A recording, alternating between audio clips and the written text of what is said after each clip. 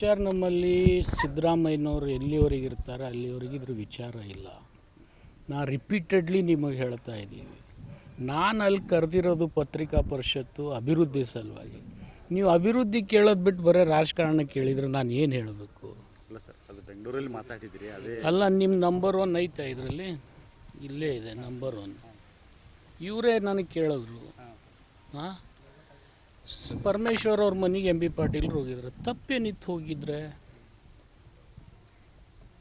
ಹಾಂ ಸೀನಿಯರ್ಸ್ ನಮ್ಮಲ್ಲಿ ಭಾಳ ಇದ್ದಾರಪ್ಪ, ಸೀನಿಯರ್ಸ್ ಆದಮೇಲೆ ಜೂನಿಯರ್ಸ್ ಆಗ್ಬೋದು, ಇಷ್ಟೇ. ನೀನು ಎಂ ಬಿ ಪಾಟೀಲ್ರಾದ್ರೆ ನನಗೇನೂ ಅಭ್ಯಂತರ ಇಲ್ಲ.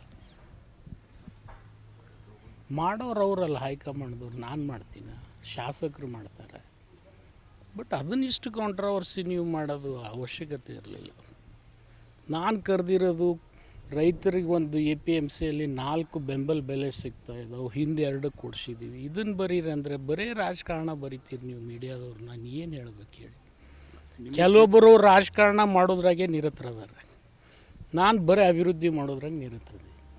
ಬೇಕಾದ್ರೆ ಆಲ್ ಡಿಪಾರ್ಟ್ಮೆಂಟ್ಸ್ 3 ಡಿಪಾರ್ಟ್ಮೆಂಟ್ ತಂದು ನೋಡ್ರಿ, ಏನಾದರೂ ಅಭಿವೃದ್ಧಿ ಬಿಟ್ಟರೆ ನಾ ಈ 14 ತಿಂಗಳದಲ್ಲಿ 16 ತಿಂಗಳಲ್ಲಿ ಏನಾದರೂ ಮಾಡಿದರೆ ಬೇರೆ ಹೇಳೋಣ. ನಿಮ್ಮ ಸಹಿತವಾಗಿ ಯಾರ್ಯಾದರೂ ಸಪೋರ್ಟ್ ಇದೆ? ಯಾರು ಬೇಕಾದವ್ರು ಆಗ್ಬೋದು ರೀ, ಅದ್ರಾಗೇನಿದೆ. ಖುದಾ ಮೆಹರ್ಬಾನ್ ಗದಾ ಪೈಲ್ವಾನ್ ಅಂತೆ.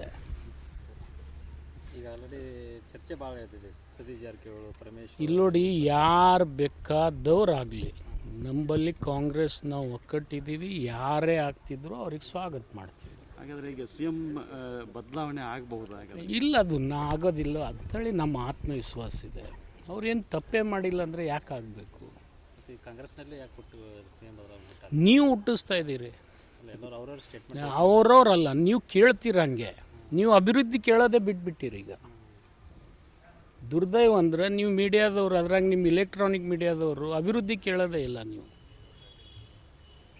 ನೀವು ಅಭಿವೃದ್ಧಿ ಬಗ್ಗೆ 100 ಕೇಳಿ ನಾನು ಹೇಳಲಿಕ್ಕೆ ರೆಡಿ ಇದ್ದೀನಿ. ನನಗೆ 3 ಇಲಾಖೆ ಕೊಟ್ಟಿದ್ದಾರೆ, 3 ಇಲಾಖೆದು ಏನು ಬೇಕಾದರೂ ಕೇಳಿ ಹೇಳಿ. ನಾನು ಅದಕ್ಕೆ ಮೀಡಿಯಾ ಮುಂದೆ ಬರೋದಿಲ್ಲ, ಮೀಡಿಯಾ ಮುಂದೆ ಬಾಯಿ ತೆಗೆಯೋದಿಲ್ಲ.